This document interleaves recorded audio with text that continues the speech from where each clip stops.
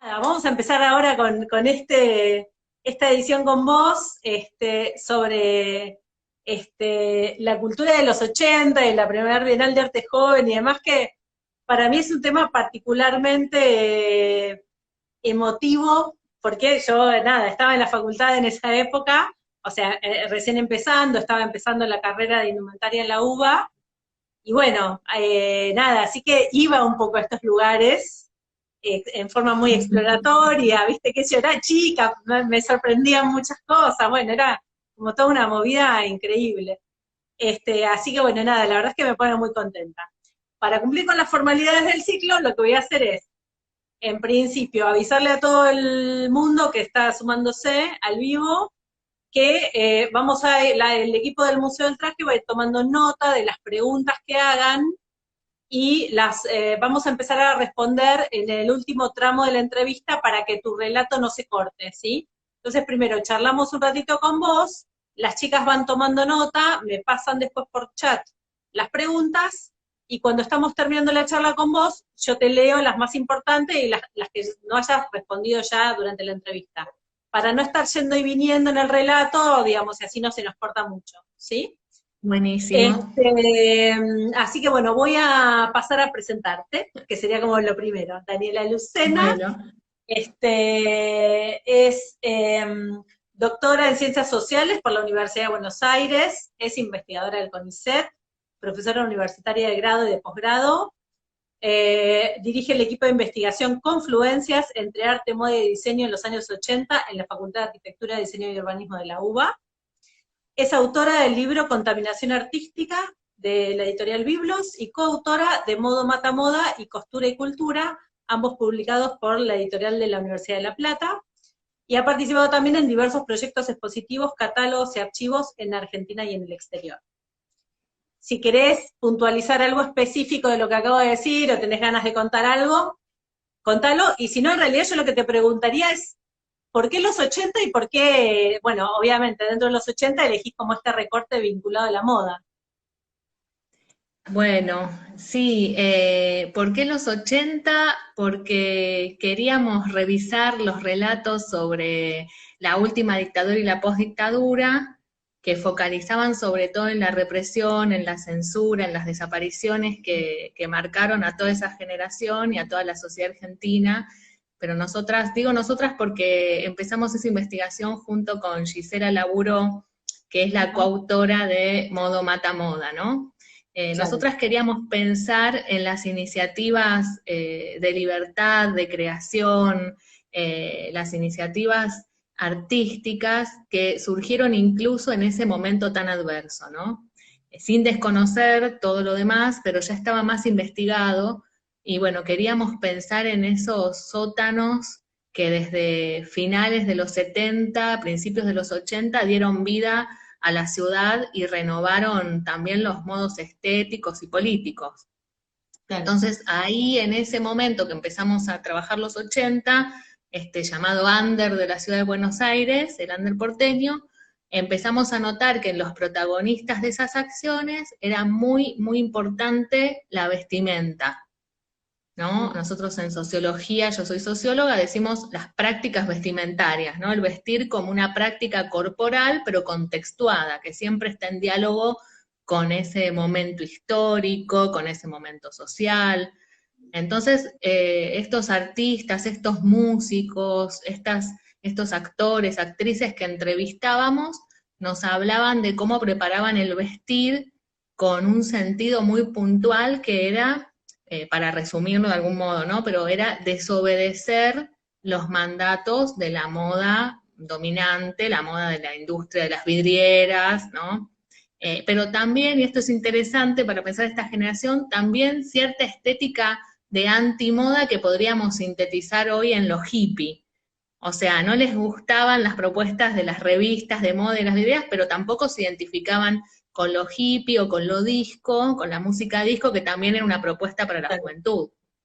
claro. Entonces componían vestuarios para contar otra cosa, ¿no? La vestimenta comunica, habla de nuestra identidad, de nuestra Ujú. ideología, y estas personas, estos artistas, lo que hacían era pensar muy bien qué se ponían en vínculo con lo que querían comunicar, tanto estéticamente como ideológicamente. Entonces nos interesó el cuerpo vestido, ¿no? Porque somos cuerpo, pero somos cuerpo vestido. Eso a veces se olvida en sociología, que siempre Claro, somos, sí, los cuerpos total. sociales son cuerpos vestidos. Claro, sí, absolutamente. Sí, casi que es como la construcción o digamos, la completitud de la persona se da y de ese cuerpo se da con la vestimenta, ¿no? En términos sociales. Claro.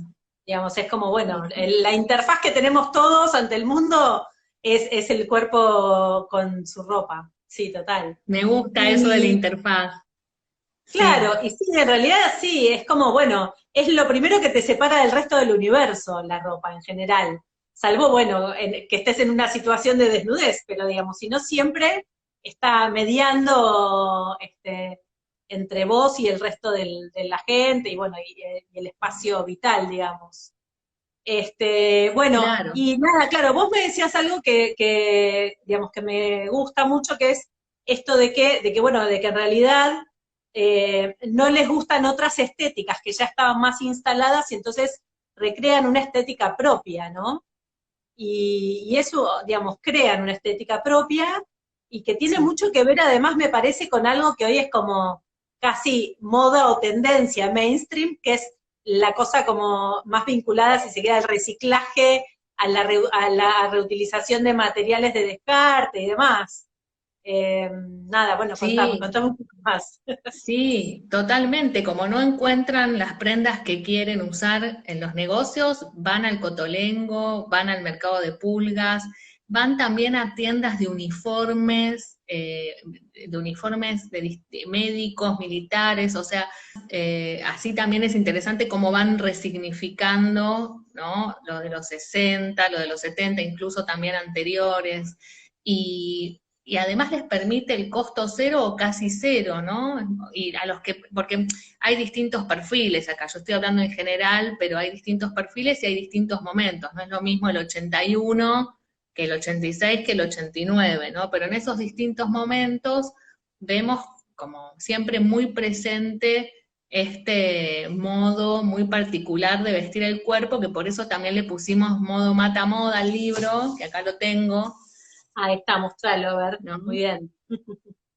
Modo Ahí está. matamoda es una frase del músico Daniel Melero que él la elige para hablar del modo de hacer y de vestir, pero no solo de vestir, sino un modo general de esa generación que buscaba crear espacios y buscaban imaginar nuevos modos de hacer arte, buscaban recrear sentidos sobre qué significa ser artista, qué significa ser diseñador, después ya avanzados los 80.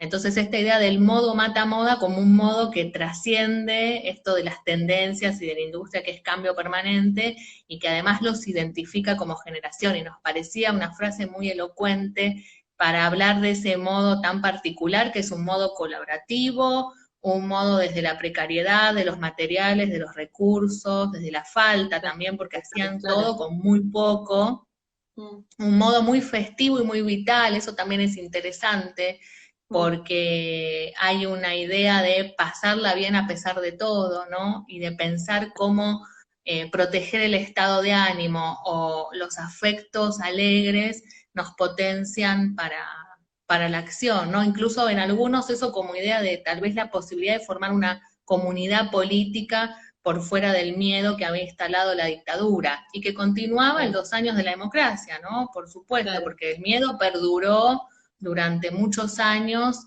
en absolutamente. distintos niveles, ¿no? Pero Mm, estaba presente. Entonces la alegría tal vez les podía dar esa respuesta para combatir todo eso. claro.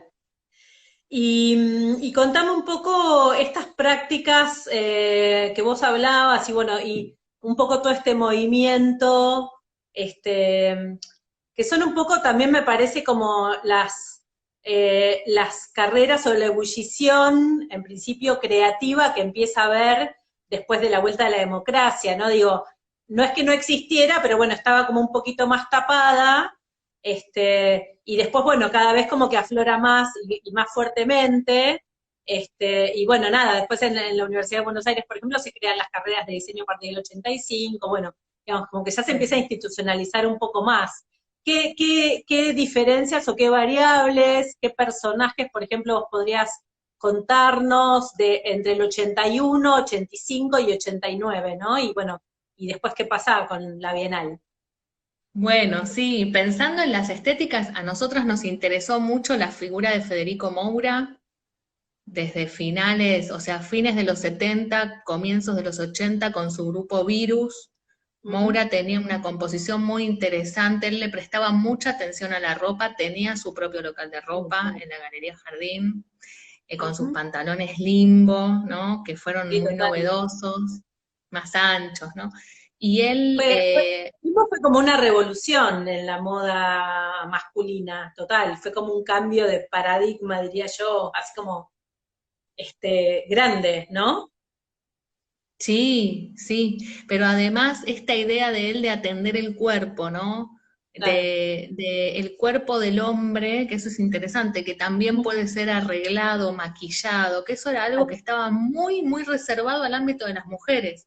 Es decir, cierto. todavía hoy, pensemos que todavía hoy eso queda muy del lado de lo femenino, más en esos 80, primeros 80, donde realmente él también recibía muchas críticas, muchas burlas por su sexualidad o por su modo de arreglarse, ¿no? Como también el modo en que bailaba, las canciones que hacía Virus eran bailables, eran, entre comillas, Total. divertidas, por eso los acusaban de frívolos, de superficiales. Entonces, bueno, Moura ahí hay toda una línea muy interesante para seguir esa contraestética desde un Claro. rock que era muy desafiante para lo que eran los valores del rock de ese momento.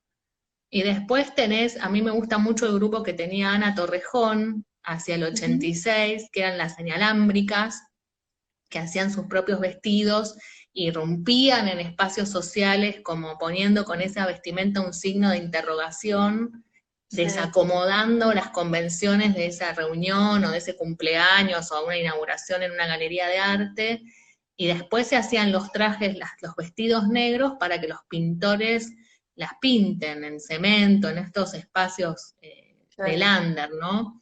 Y Mm, hacían ahí un cruce muy lindo con las artes plásticas porque el vestido se volvía lienzo. Pienso en Martín total. Reina, en Rafael Bueno, digo, todo ese grupo que estaba en la zona, donde también pasó Abelo por ahí, Sergio Abelo. Claro.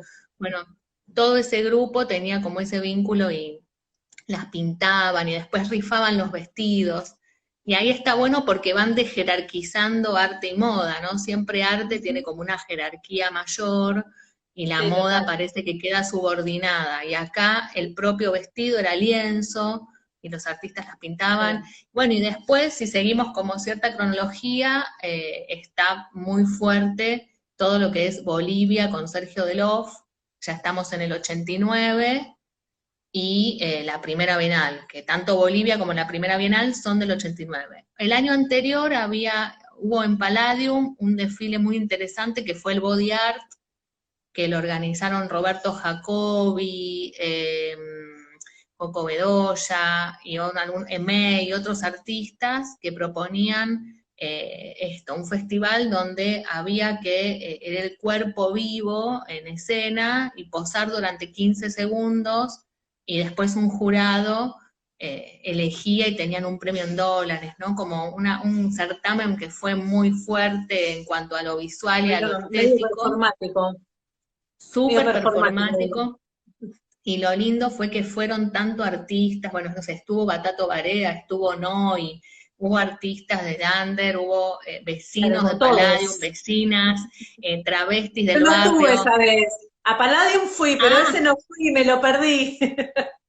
Ahora ya no existe más Palladium. Qué pena. Era increíble.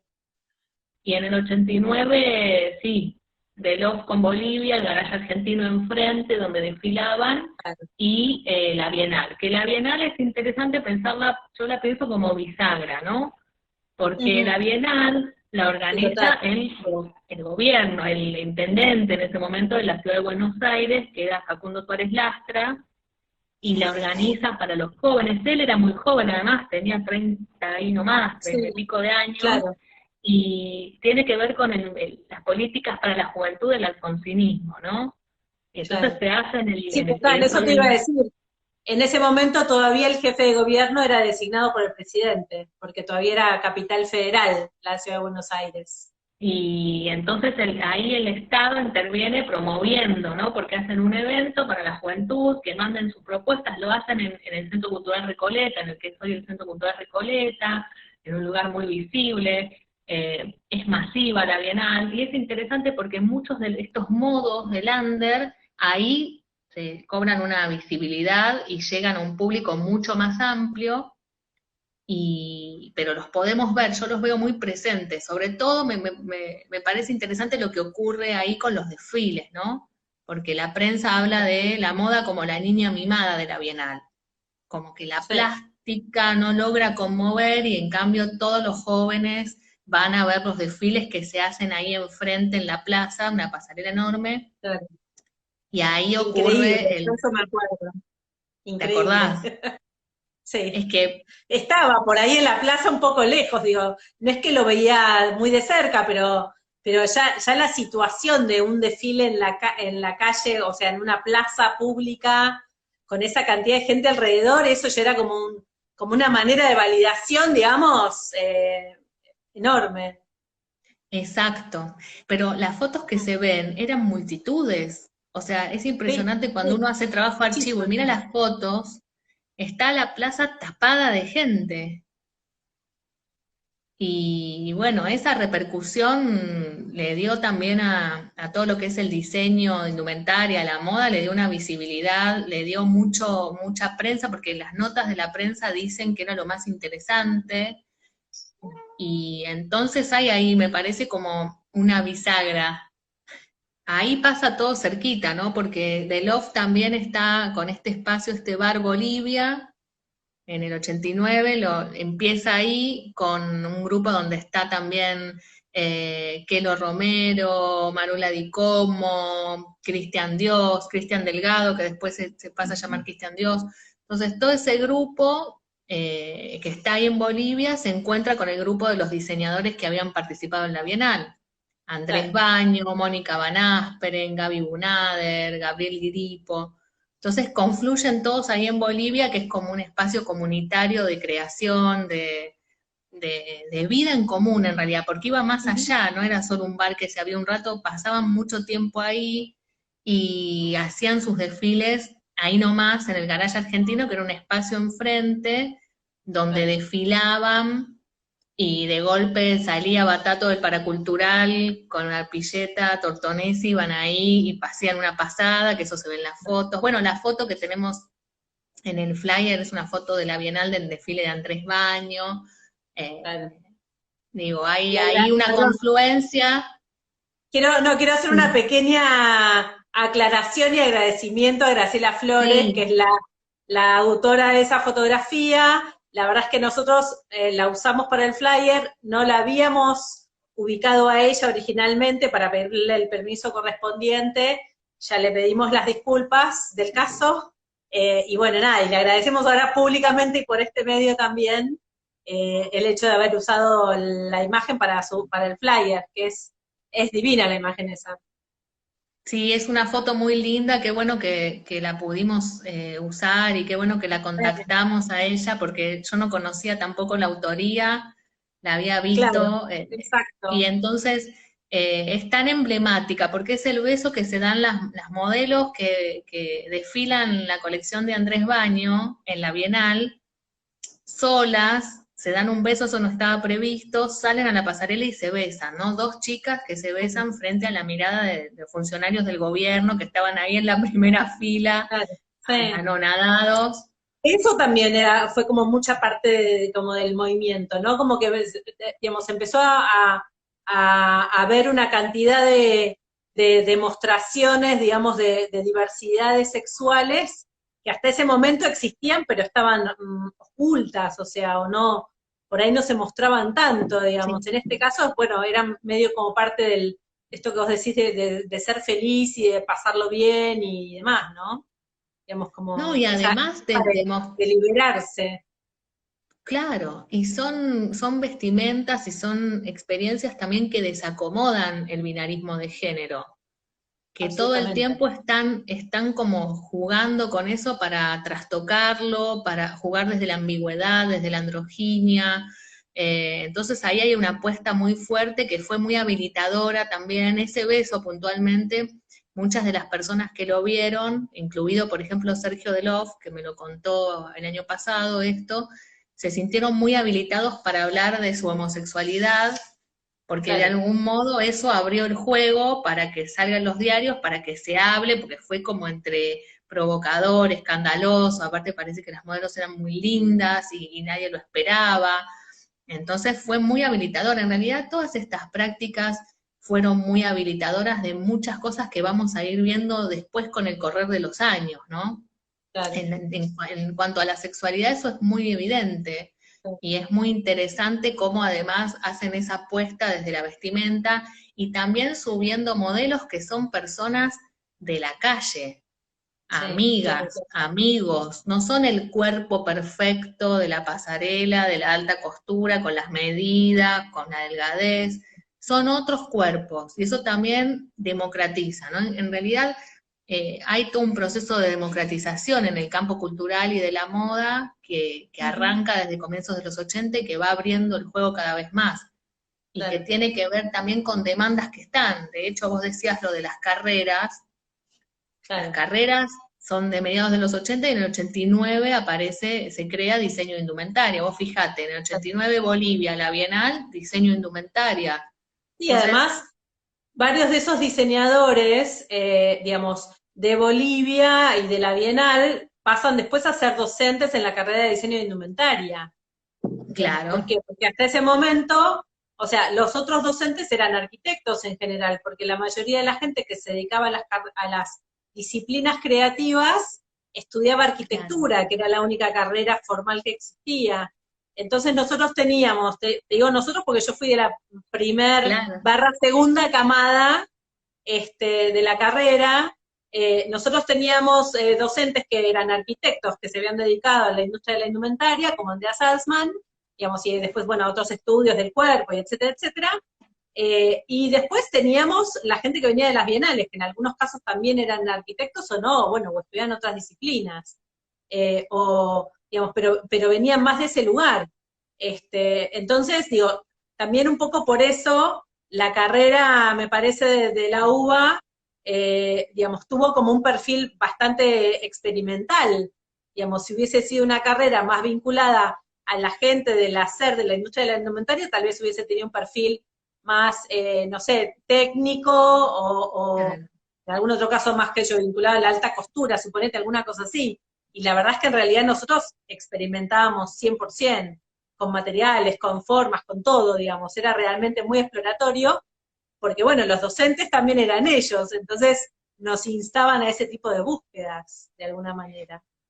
Sí, y me parece que ese espíritu que tiene que ver con de jerarquizar y con hablar de lo creativo sin separar tanto entre arte, moda, diseño, performance, como que muchos hablan, pienso, no sé, bueno, el propio de Love, pero también Gaby Bunader o Manuela Di como de desdiferenciar, ¿no?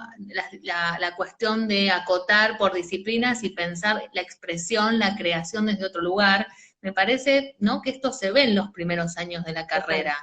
Sí, Como que no hay ahí una delimitación, ¿no? Puede ser, eso ya te lo pregunto yo a vos que estuviste ahí, sí, pero da la sensación de que esta este, experimentación iba en el sentido de pensar lo creativo y el diseño como algo más integral. sí, de hecho, digamos, las experimentaciones de trabajo tenían que ver como con otras disciplinas, o sea, había trabajos que eran de manchas, si se quiere más artísticos, que después pasaban a algún otro tipo de producción o formato, había trabajos que tenían que ver con el cuerpo y el movimiento, o sea, digamos, había un montón de planteos que venían claramente de otras disciplinas para hacer ropa, o sea, el primer pensamiento o el primer concepto se disparaba desde otro lugar, después obviamente llegaba a algo de indumentaria o algo de textil, pero sí, había como disparadores diversos, e incluso formas de presentación a veces que podían ser también diversas, digamos, no necesariamente siempre una lámina o un boceto. Digamos, se podía trabajar con collage, como con otras formas de expresión, digamos. que eso era Sí, súper súper interesante, sí. sí, y me parece que ese primer momento de la carrera está marcado por estos modos de pensar y estas personas que daban clases y después fue cambiando el perfil, lógicamente, con los primeros egresados. Bueno, y aparece la cuestión del mercado, ¿no? Cuando hablamos de diseño y la funcionalidad de las prendas, ¿no? Que eso Claro. también es algo que tal vez en el arte, si pensás desde el arte, no aparece así o aparece con otros requisitos. Sí, total. Y esto que vos hablabas, digamos que me parece interesante como el concepto de los genios pobres, ¿no? Digamos, ese Ah, nombre. sí. Por qué, cómo, dónde se acuña? Ese nombre tiene que ver con el grupo en torno a Delov en el bar Bolivia, este grupo donde está, bueno, Cristian, Adiós, Andrés Baño, Gaby Bunader, Marula Di Como, este grupito eh, hacen un desfile en el Museo de Arte Moderno en diciembre de 1990 y van como un frente que se llamaba Los Genios Pobres, porque estaban muy convencidos de su genialidad, pero no tenían un mango, y entonces también ahí de nuevo la búsqueda en el cotolengo y en la segunda mano era porque encontraban materiales a un precio muy bajo que les permitía hacer y diseñar con esa mínima inversión, y además había una reivindicación de la pobreza. O sea, había Mm, una reivindicación de los materiales llamados innobles, de los materiales baratos, de lo que puede ser considerado de mal gusto, de lo que jamás encontrarías en ese momento en la alta costura, ¿no? claro. Como, o sea, tomar lo que los otros, Gripo también ahí dicen totalmente, Mm, sí, bueno, Gripo con todo el tema de la basura también, ¿no? Esto que decíamos antes de los primeros, tal vez, reciclajes sí, que se total. Sí, hacían, que después adquieren otra formalidad y otro sentido, y en ese momento reivindicar eso también tenía que ver con revalorizar lo que se considera desecho, darle una segunda vida y atentar contra el gusto, ¿no? Porque no olvidemos que siempre acá atraviesa todo la práctica de distinción. En el vestido claramente vemos cómo claro. ponemos en juego prácticas de distinción, pero no distinción solo de arriba hacia abajo, no solo la distinción del distinguido, la Mm, distinción circula en todo el espacio social, claro. entre clases, al interior de los grupos, y este grupo lo tenía muy claro esto, y entonces todo el tiempo estaban diferenciando y delimitando otra estética, otro cuerpo, otro masculino, otro femenino, Sí, ¿no? Y total. entonces, bueno, desde la De hecho, pobreza además era súper disonante, era súper chocante. claro. Te cuento otra anécdota personal Sí, del esto va a momento quedar, que, esto queda que sé que te grabado gusta. Esto queda grabado, sí, después lo puedes ver después en Instagram TV. para que Sí. me quede como archivo a mí también. Sí. Cuando empezamos la facultad, digamos, como era una carrera nueva, vos te podías anotar en el primer año de la carrera teniendo algún CBC aprobado para algunos de los otros diseños, arquitectura o gráfico industrial, que eran las carreras que ya existían en ese momento. Y bueno, nada, cuando llegamos al primer día de clase, al taller, primer año de diseño de indumentaria, claro, éramos todos chicos. Voy a decir algo que sé que está mal y que queda horrible, pero creo que es como la imagen un poco más clara. Más o menos normales en el sentido de con jeans, zapatillas, o una botita, una campera, así.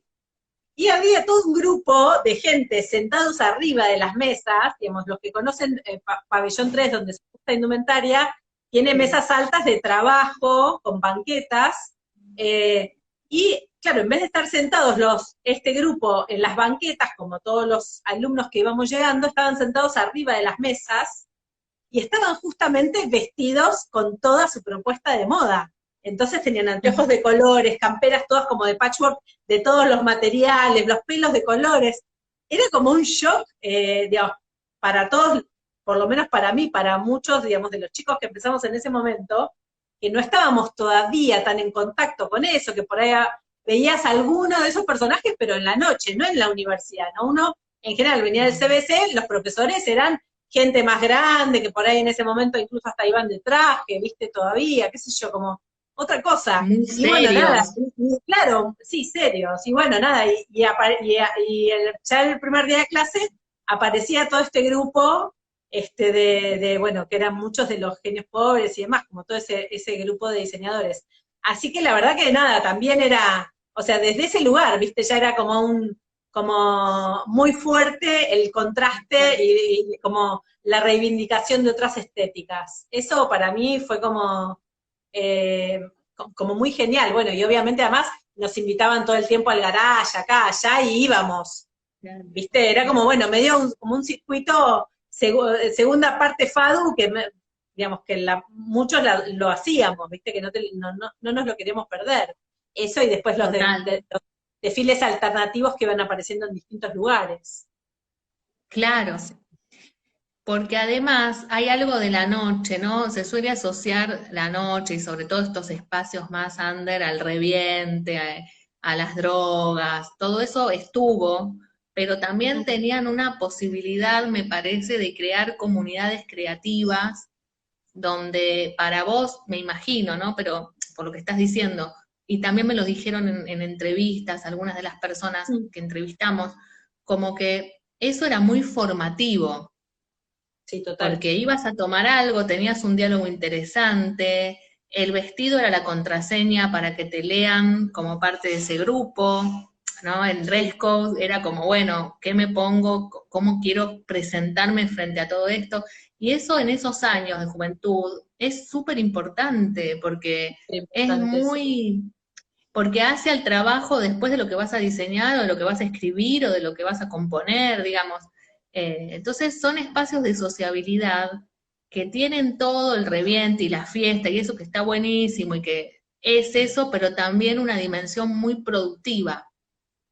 Sí, Productiva en el absolutamente. buen sentido, ¿no? De inspiradora, o sea, una Sí, sí, sí. dimensión de conocer al otro, conocer a los otros. Entonces, bueno, toda esa noche de los 80 y de los primeros 90 me parece que está bueno pensarla en, en esa clave, ¿no? Como de cómo Sí, fueron renovando esas comunidades de jóvenes, muchos sentidos que estaban ya medio apolillados, digamos que había que sacudir un poco y cambiarlos, y en esa renovación habilitaron a muchos para animarse a hacer, a muchas para animarse a hacer.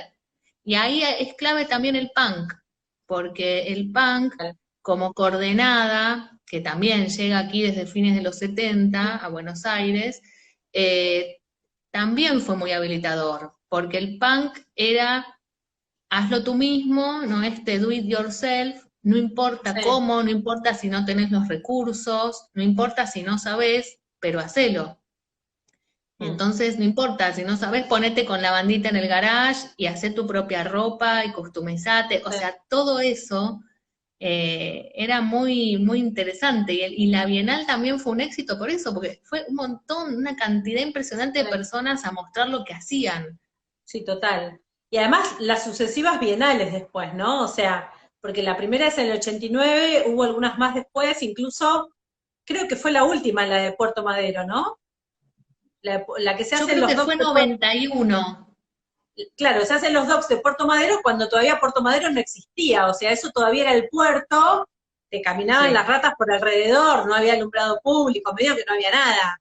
Y eran lugares medio inhóspitos, difícil además de ir, sí, colectivos te dejaban en Alem y el resto era oscuro, o sea, era como, pero realmente fue como me parece un movimiento, nada, digo, de nuevo volvió a pasar lo que tal vez, bueno, un poco acá y también en otros países pasó capaz más en los 60, como de un boom, de una estética juvenil como muy separada y muy, digamos, como queriendo buscar una identidad propia, como por fuera de la moda más mainstream de ese momento, que era, bueno, una cosa como mucho más aseñorada, si se quiere. De hecho, en ese momento estaban de moda los sacos, los trajecitos, digamos, como ropa más vinculada al vestuario de los hombres, ¿no? Como realmente una estética muy diferente desde sí. la imagen. En vez de Dress for Success, era todo lo contrario, era como el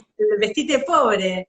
Sí, Sí, y era muy, muy irreverente y muy desafiante, ¿no? Plantear eso. total. Y no olvidemos tampoco los shoppings, que después coincide también todo este momento con la llegada de las marcas, Ujú. con la estandarización de los talles que llevan a homogeneizar el cuerpo, ignorando las particularidades, ¿no? Este SML. O sea, todo eso también es lo que está ocurriendo acá en Buenos Aires y entonces está bueno ver ese contrapunto entre esa moda más mainstream y estos diseños, estas creaciones que, bueno, algunas tampoco se podían poner, ¿no? Ese es otro tema, que eran pensadas más performáticamente y entonces, bueno, Vale, claro. no, no podían pensarse para el mercado, pero ahí en no pensar en el mercado también había un gesto. Mm.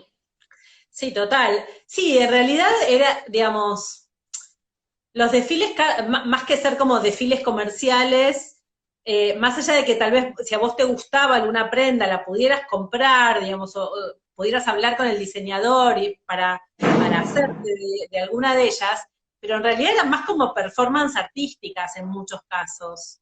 Digo, yo me acuerdo de desfiles de Delof que eran hombres musculosos aceitados en slips de cuero, digamos, de piel, ¿viste? Digo, claramente Sí. eso no era algo pensado comercialmente, pero, pero digamos, sí, era como una manera de empezar a abrir la cabeza y empezar a hablar de todos estos temas, digamos, ¿no? Como de otras estéticas, de otras miradas, hasta de otras búsquedas de materiales, claramente, bueno, como esta cosa de recuperar lo usado o lo de descarte y demás, que sí, que bueno, que después de a poco se va a ir tornando como mucho más, algo más, digamos, que de a poco se va acercando o vinculando con lo comercial. Sí, y ahí también me parece que en este grupo de los genios pobres fue muy importante descubrir el videoclip, la estética del videoclip. Sí, No, sí. ellos en Bolivia tenían un canal que era como que querían hacer una MTV ahí en Bolivia y era Bolivia Canal Creativo, era BCC y hacían sus propias producciones, ¿no? Siguiendo esta lógica del videoclip que en ese momento fue muy potente también para toda esa generación, encontrarse con un relato que tal vez era fragmentario, que no seguía una linealidad, el Mm. tipo de planos, ¿no? Bueno, la música. Me parece que en algunos de estos desfiles también está presente esa estética, los juegos de luces, Sí, eh, creo que también forma parte de todo este momento, que además el año pasado hicimos unas mesas que eran 1989, se llamaban para pensar justo el año 1989. Y decían algo que parece obvio, pero que está bueno recordarlo, que es como la etapa previa a la aparición de Internet, que lo cambia claro. todo. O sea, lo cambia radicalmente todo y hoy más que nunca nos estamos dando cuenta de ese gran cambio de la digitalización, ¿no? Total. Entonces, me parece que ese momento previo y que pensar todavía en términos analógicos les da también una estética muy particular que hasta hoy sigue siendo un tema que interesa, que tanto artistas como diseñadores lo recuperan, ¿no? Porque Mm. tampoco se puede entender el arte contemporáneo si no vemos este capítulo del diseño y de la moda. A mí me gusta mucho, yo digo que además de ser muy formativo y de marcar toda esta línea que vos señalabas con FADU, con la carrera de diseño indumentaria, eh, también hay que pensar cómo estos diseñadores de la mano de la moda eh, llevaron adelante una práctica que es un capítulo central de historia del arte, Sí, total. porque también hay ahí algo que no se entiende en un montón de las cosas que suceden en el arte contemporáneo si pasamos por alto esto, ¿no?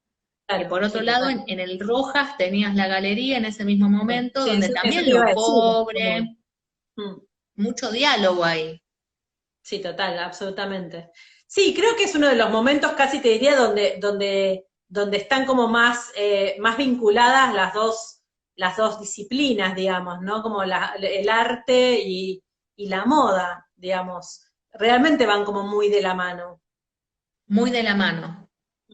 Muy Sí, de la total. mano y me parece que en muchos de ellos la apuesta a indefinirse, a no decirse ni artista, ni diseñador, ni performer, justamente para, como un gesto, ¿no? Para hablar del arte en términos más amplios y no tan restringidos. Sí. Y me parece que eso es muy, muy lindo pensarlo en diálogo con la vanguardia histórica que siempre intentó unir arte y vida, terminar con las jerarquías, y acá está eso, ¿no? Cuando dicen, no importa lo que hago tiene que ver con mi expresión, bueno, hay toda una Sí, definición total. ahí, ¿no? Sí, porque además claramente me parece todo ese grupo también es como que vive esa situación. No es bueno lo que hago para como carrera o profesión X cantidad de horas durante mi día y después tengo una vida aparte. Esa es la vida de ellos y digamos, y como su modo de vida y su forma de vivirla también, ¿no? Como en forma casi permanente, digamos. Sí, sí, es la propia vida. O sea, el hecho estético tiene que ver también con la propia vida, totalmente. Sí, total. Bueno, te voy a ver, voy a buscar las preguntitas. A Sí, ver, digamos que no sé si vos viste alguna por ahí abajo. Yo la verdad es que trato de no leerlas porque si no me distraigo mucho, ¿viste?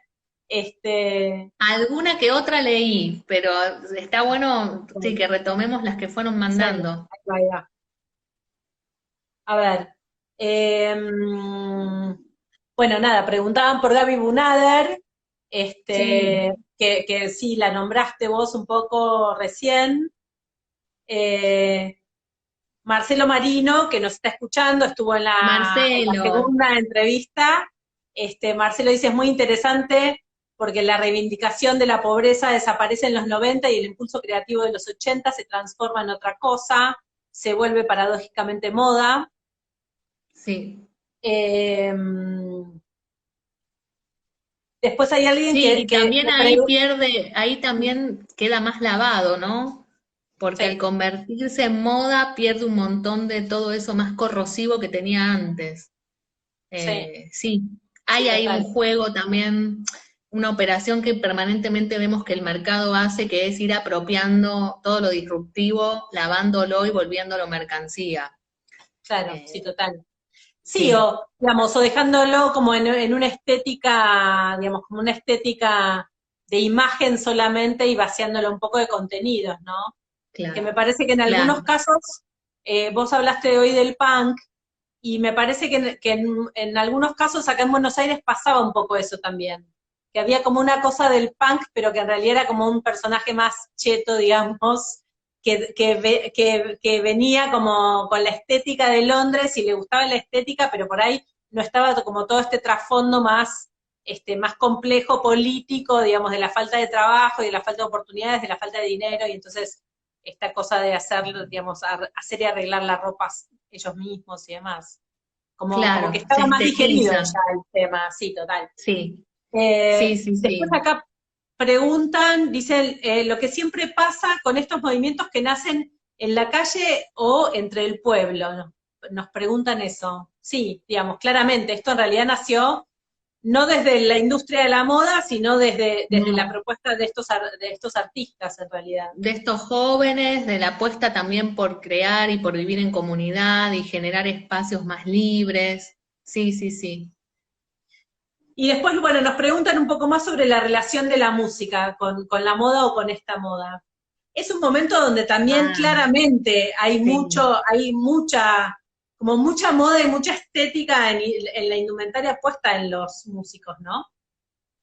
Sí, sí, sí, sí. A mí también me gusta mucho, por ejemplo, la estética de viudas e hijas, Sí, total. ¿no? Yendo un poquito más atrás, pero me parece genial. O sea, ahí hay un grupo que sí, donde está el mercado, la discográfica está presente, pero yo pude hablar, por ejemplo, con Claudia Sinesi, ¿no? Mm, Miembro del grupo, y ella nos contaba cómo la apuesta de ellas fue irrumpir con el color, ¿no? Como, bueno, basta de marrón, basta de los ponchos peruanos, basta de esa estética o del sí, negro, y sí, vamos con el color y las tomaban por locas, las subestimaban, porque además había otros grupos por ahí de mujeres que en ese momento cantaban en la tele y que eran más voluptuosas y tenían cuerpos muy llamativos, y ellas eran flaquitas, iban por otro lado, ¿no? Con su estética, y eso, o el hecho de ponerse, no sé,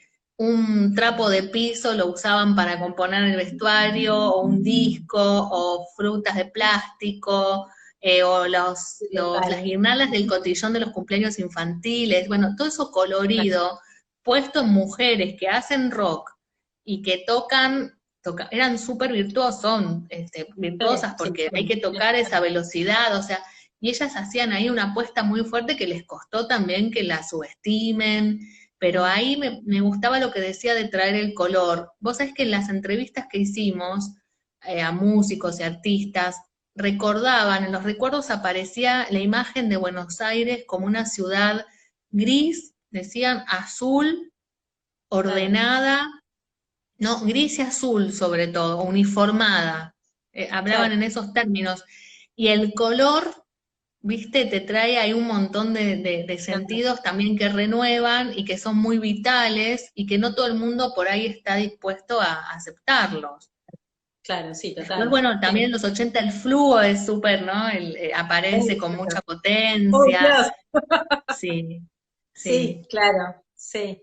Sí, bueno, claro, sí, como que es el pasaje también del proceso a la democracia, ¿no? Como esa cosa sí, digo, porque yo me acuerdo en la escuela secundaria, por ahí era, bueno, la época del pelo bien tirante, de las vinchas, digamos, el guardapolvo blanco y después abajo se veía zapato azul o marrón, media tres cuartos azul, sí. abrigos azules o gris, creo que era, digo, como que no había opciones de color, ni podías ir con lo que vos quisieras.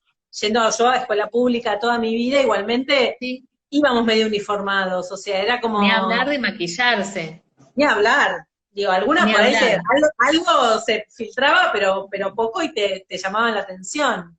Sí, era fuerte. Y bueno, nada, y el cambio después del 83 ya digo, fue otra cosa, ya en el 83 mismo, ¿viste?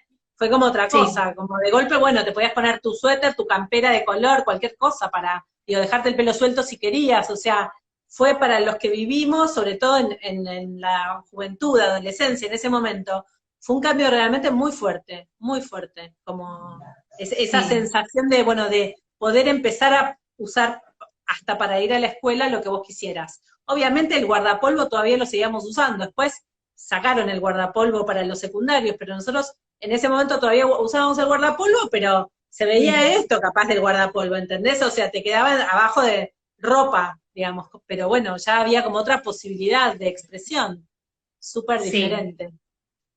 Sí, está bueno pensar esto que vos marcás del guardapolvo, ¿no? Está bueno pensar en esa tensión, en la moda que puede ser homogeneizante y uniformar y puede, ¿no? Vestirnos a todos de la misma manera, o la otra dimensión que tiene que ver con fugar de todo eso y con comunicar desde el cuerpo otros sentidos, ¿no? A mí me parece que Sí, en esa absolutamente. tensión toda esta generación claramente está apostando a mostrar otra cosa, y no hablamos que son centrales